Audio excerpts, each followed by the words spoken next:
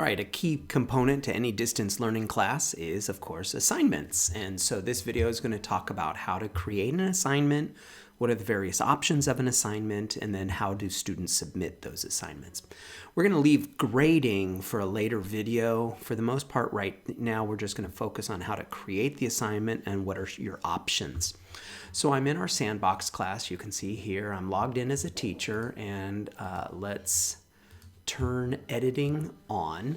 All right, so now that I've got the assignment or everything in editing mode, let's say we're going to make an assignment in this learning section about animals. So I'm going to click add an activity or a resource. And remember the difference between the resources and activities. Resources are fairly static, not a lot of interaction. It's the activities that are interactive. And then I'm going to click on assignment. When I single click on it, you can get a bunch of overview of what an assignment is. I'm going to click add, and let's say learn about llamas. Okay, so let's say we've got this kind of assignment, and it's good to include some sort of description. So in the description, I'm going to put, here's basic thing.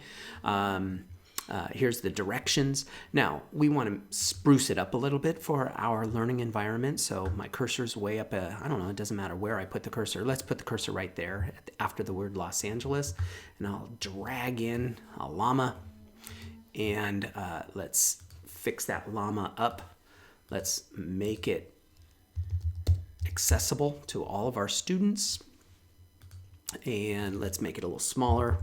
And let's align it to the right.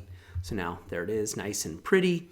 And then what's neat about this description thing for your assignment is, it's like, okay, this assignment's all about llamas, do some studying about llamas, and then you as the teacher can kind of give your students a direction. So this resource here's a resource that you might find useful. So I'll just highlight all of that. I'll even bold it, and let's go to a link, http:// let's do Wikipedia.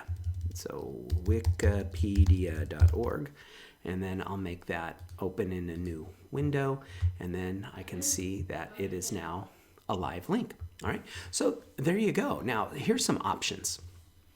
If these directions are not enough, you can add additional files to support your description of the assignment.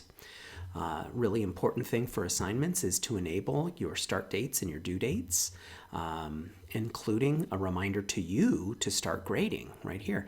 By enabling this assignment will start showing up in the timelines of your students up here and in your own timeline down here, which is kind of cool.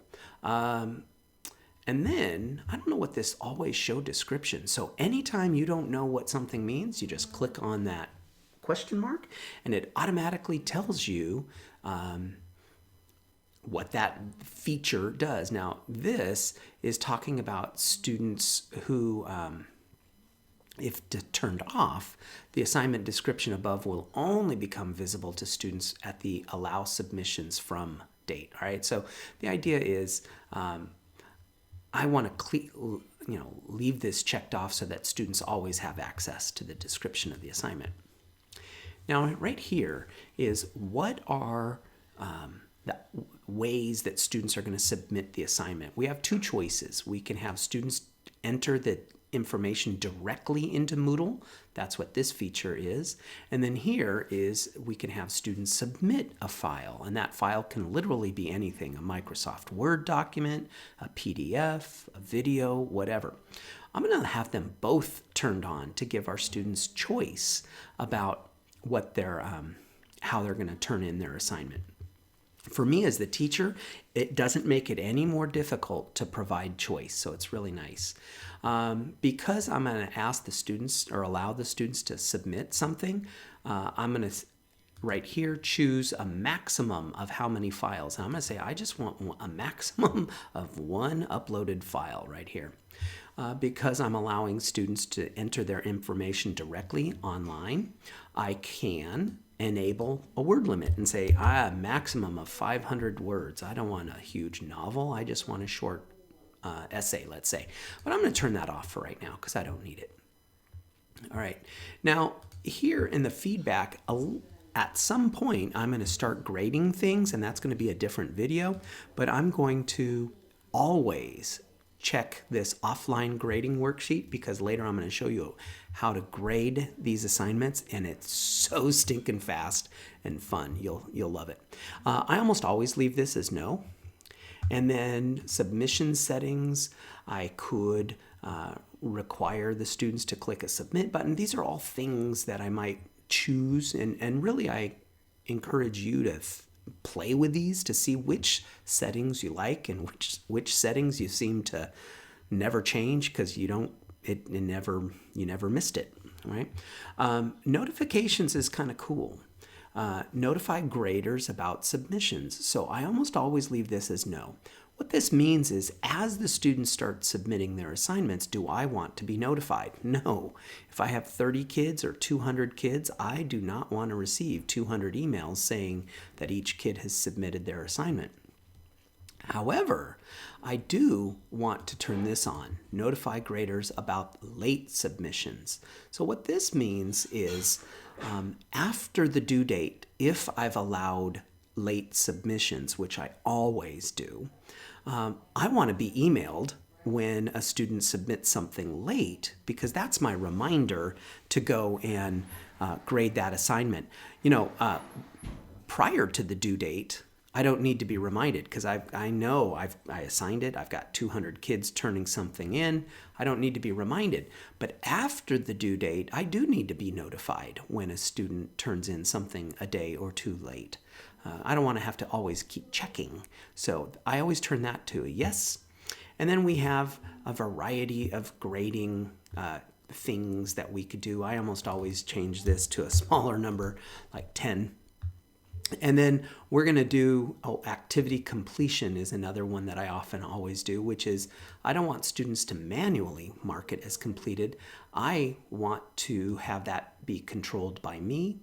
So students need to view this assignment and they must receive a grade to complete this activity. So these are the two features that I want done so that the students can get credit for mark this as completed. Now I'm going to click Save and Display. And there it is. Here's the assignment, spruced up a little bit with a video and a link. And then I can see that right now I have 3 students in my class, but nobody has submitted it. Now I am going to go into one last kind of cool thing about distance learning. We can use video to augment our description. So I'm going to click back on editing this assignment. And I'm going to go, let's go at the bottom. I'm going to go down here. And down at the bottom, right here, I'm going to add a video right here. So what this allows me to do is it allows me to also use video to introduce the lesson, which is particularly useful for my English language learners. And then I'm going to press stop, let it think a little bit, and then I'm going to attach this recording, and it's going to take a little while for it to be completed. But there it is. So now when I click Save and Display, not only do I have the description for the assignment and a sample link to get students started, I also have a video that I can use. That I can use to help particularly my English language learners.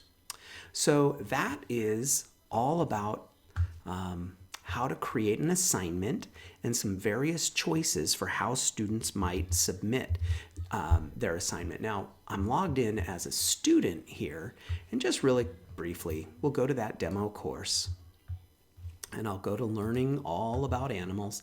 And I, as a student, I'm logged in as fake student A. I can see that I have an assignment that I have not submitted.